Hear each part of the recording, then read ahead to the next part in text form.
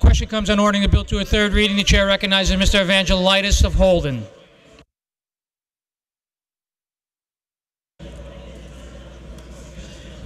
Thank you again, Mr. Speaker, and through you to the members. At this time, I rise in opposition to this bill in sending it to a third reading. They often say that politics is a funny business, you know? And I got to tell you, of all the nonsense and the games I've seen in my legislative career, I think this one takes the cake. I got to tell you, you see a lot, but this one takes the cake. 5 years ago, many members stood in this very podium and talked about the need to take away from the citizens of Massachusetts the right to have an interim appointment. 5 years ago, just over 5 years ago, this legislative body stripped the people of Massachusetts of the right that they had to an interim appointment.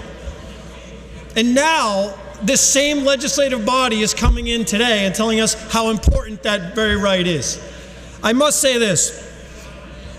The idea of reversing what we did, it was done in the past because it was politically expedient, and it was wrong. And it's being done today because it's politically expedient, but it's wrong. And you know what? My daughter's taking calculus right now, and I think some people are confused that if you have two negatives and you add them together, you get a positive. But unfortunately, this isn't the case.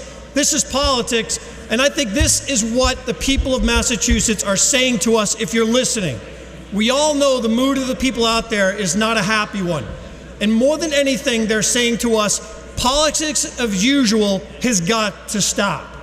The nonsense has got to stop.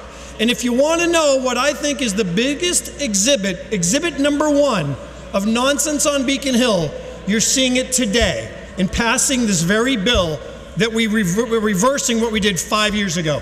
It's really extraordinary.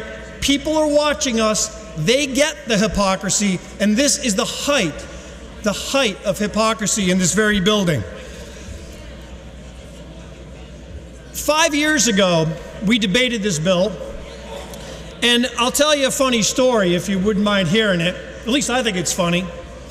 And many of you who were here at that time will remember this day because it's very important as far as what we're doing today. But 5 years ago, we were debating this bill, and at that time I said, and this is something that's not easy to say 5 times fast, but I said this is a pure partisan political power ploy. Pure partisan power political ploy. I said it twice. The point is, 5 years ago, I made that statement because I believed that if we did not have a Republican governor, there is no way in heck we would have been on the floor debating that bill. And if we didn't have a Democratic governor today, there's no way in heck we'd be debating this bill. And that's the absurdity of the situation that everybody outside this building pretty much gets. But what was interesting 5 years ago, and why I want to bring your memory back if you can, and those of you who are in the chamber may remember this, because it was a significant event. I was debating, and if there's a trivia question I will be part of someday on Beacon Hill, I think it's this. Who was debating